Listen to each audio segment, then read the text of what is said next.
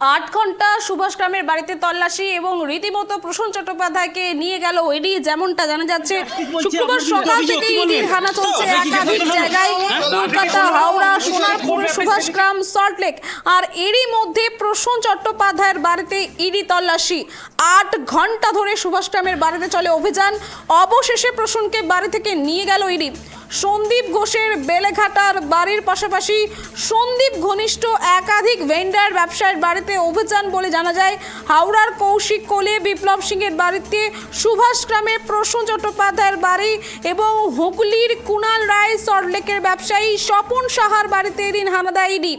এমনকি হুগলির চন্দননগরের পাত্রীপাড়ার সন্দীপের শ্বশুর বাড়িতেও যায় ইডি। অর্থাৎ সন্দীপকে এবার ধীরে ধীরে ঘিরতে শুরু করেছে এনফোর্সমেন্ট ডিরেক্টরেট। অবশেষে প্রসূনকে বাড়ি থেকে নিয়ে গেল ইডি। প্রসূন চট্টোপাধ্যায়ের বাড়িতে ইডির তল্লাশি অভিযান।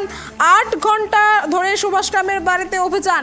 আর এই বিষয়ে বিস্তারিত জানবো, একদম সরাসরি গ্রাউন্ড জিরো থেকে রয়েছে গোপাল। গোপাল, যেমনটা জানা যাচ্ছে 8 গ্রাম সুভাষ গ্রামের বাড়িতে তল্লাশি এবং অবশেষে ইডি তাকে নিয়ে যায়, বিস্তারিত কি জানা যাচ্ছে, কি তথ্য উঠে আসছে? দেখো সুশোভা, তোমাকে বলে রাখি, আজিকর কাণ্ড নিয়ে উত্তাল এলাকা। আর সেই আজিকর কাণ্ডে কেঁচো খুঁড়তে কেউ তো এখন ইডির সামনে একের পর এক নাম উঠে আসছে। আর সেই নামের সঙ্গে সঙ্গে ইডির হানা কিন্তু চলছে। আর যে রাজ্যের বিভিন্ন প্রান্তে, হুগলি থেকে আরম্ভ করে দক্ষিণ 24 পরগনার সুন্দরবন, যেখানে সুভাষ গ্রাম প্রসূন চট্টোপাধ্যায়ের বাড়ি ঠিক 6:40 নামক সময়ে হঠাৎ করে দেখা যায় ইডি এবং সেনাবাহিনী অর্থাৎ কেন্দ্র বাহিনী নিয়ে সেখানে ঢুকে যায়। কিন্তু প্রসূন চট্টোপাধ্যায় বুঝতেই পারেনি তার বাড়িতে আজকে ইডি হানা দিতে পারে। তার কি অপরাধ ছিল সেটা সে প্রশ্ন করে।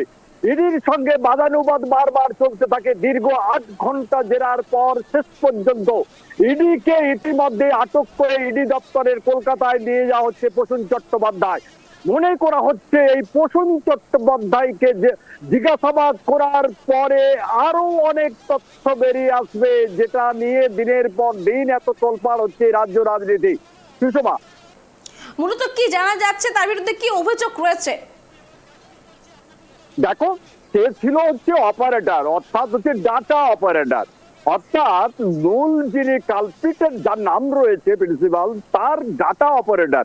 একটা ছবিতে তুমি স্পষ্ট দেখবে জন্মদিনে দুজনে কেক কাটছে। অর্থাৎ প্রসূন চট্টোপাধ্যায় জন্মদিনে সঞ্জীব বাবু উপস্থিত রয়েছেন, কেক কাটাকাটি চলছে। অনেক দুজনের মধ্যে এতটা মিল ছিল যে একে অপরকে ছেড়ে থাকতে পারো, অভিদয় ভিন্ন, তারা দুই বন্ধু তুমি বলতে পারো।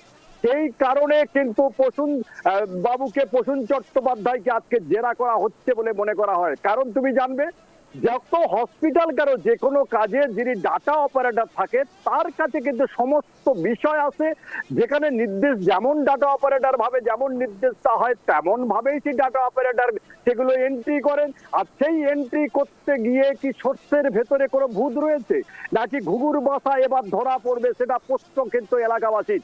প্রসূন চট্টোপাধ্যায়কে ইতিমধ্যে, তবে তোমাকে একটা কথা বলি, প্রসূন চট্টোপাধ্যায়কে যখন ইডি তার দপ্তরে নিয়ে যাওয়ার চেষ্টা করে, প্রসূন চট্টোপাধ্যায় কিন্তু বারবার বাধা দেওয়ার চেষ্টা করে। তিনি বারবার হাত জোড়ো করে বলেন, আমি কিছু করিনি, আমি কিছু জানিনি।